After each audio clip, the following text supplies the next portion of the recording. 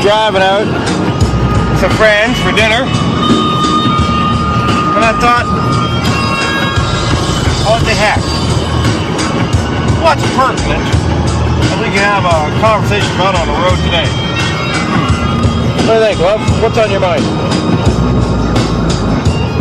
Well, I'm relieved because I got Lachlan's birthday gift sent off, and finally those pamphlets out to my friend in Oxbow.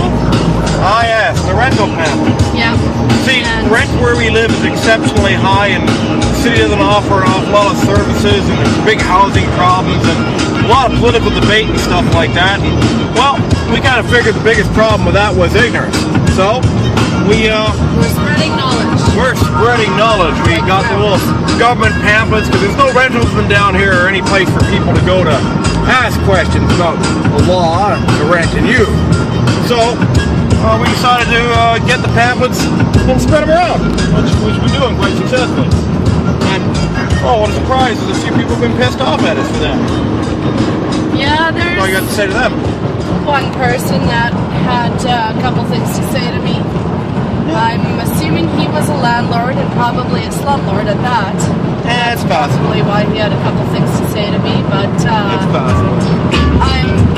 There's a lot of debate out there. I mean, a lot of people they want to raise minimum wage to a living wage. That's right. And you know the thing is, when minimum wage was created, it was supposed to be a living wage. I mean, it's money you can live off of. And you know, having a place to live is kind of pack and parcel with a living wage, which minimum wage isn't. But is that because minimum wage is too small? Because we've let inflation get out of hand. That's the question. I got a lot of debate. Like I got in an argument with waitress, and they said, "Well, I'm used to like tipping 50%," and they said minimum 18%. And I'm like, "Why is it 18%?" Because the waitresses live off their tips. Well, that might be fine, but don't you think the place they're working for should be able to pay them an acceptable wage so they can live off? I mean, you can't pay your employees a decent wage. Maybe you shouldn't be in business. What do you think? I think that would be a prudent and wise decision. Well, it's not like we're living in a capitalist country anyway. What does Philly think? Philly the dog. Philly, what do you think? What do you think? You don't care, do you? No?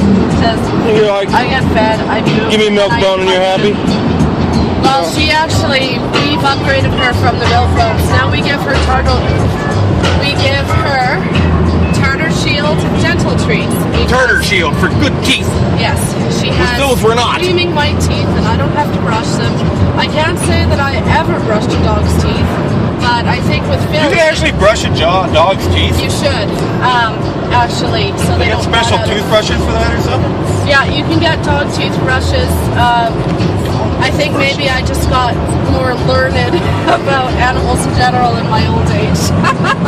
Well, we did make the decision a while ago, Lady D and I, that we all were going to eat healthy because, you know, we need to eat healthier. So we generally decided that if we're going to eat healthy, our animals got to eat healthy. Dude, even our fried chicken has fiber in it because I put oatmeal in with the fried chicken for the bread. Oh, that was so good. She did this whole baked. She didn't even really fry it, really. She just kind of made this oatmeal crust, like Kentucky Fried Chicken crust, but without their 7 secret herbs and spices.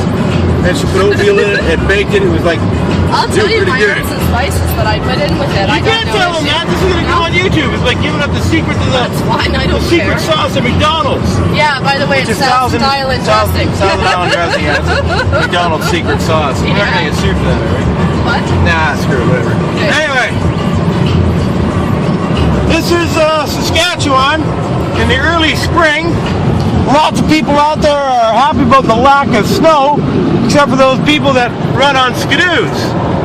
And yes, and well, they had their time. They can bring out their quads. Yeah, they can bring out their quads nowadays.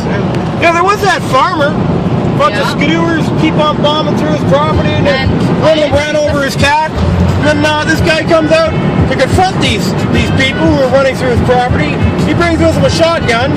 I agree with the farmer. Yeah, I agree with the farmer. In today's day and age, I mean, these people, it might be the guys who are running roughshod over his property with skidoos. It might not be, but in the event it is, you know, they're obviously knowing they're doing something wrong. This guy comes out to confront them and brings a shotgun for his own protection. He didn't point it at them. He didn't fire it. Hell, no indication it was even loaded. But one of them actually got off their skidoo aggressively swearing at him because he dared get in their way while they were tromping all over his property. And this guy's had his cat run over and tracks through his fences and gates wrecked and stuff like that. So he's pretty pissed.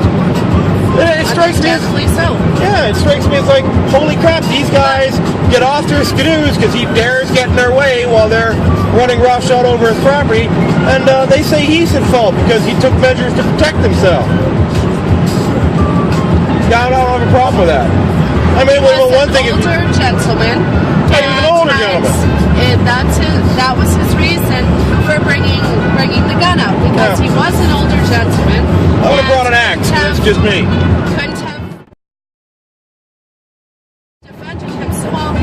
And I mean, maybe he could have brought an axe, but that would have just been very threatening and looked very scary. Shotgun threatening, axe threatening. But I just want to add, I want to add something in, that when you pay as much money as you do in this country for a quarter section of land, I would be defending it too, because a quarter section of land with a nice house and a Quonset and a well goes for $500,000 around here. Yeah, that's kind of weird. I mean, look at this place. Yeah. There is not a lot to it.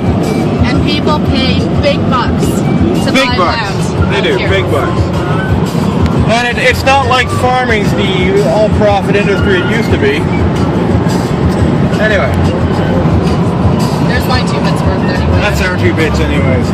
We're going to go back to driving, having dinner, and that was our conversation on the road today. Talk to you later. Okay, bye-bye.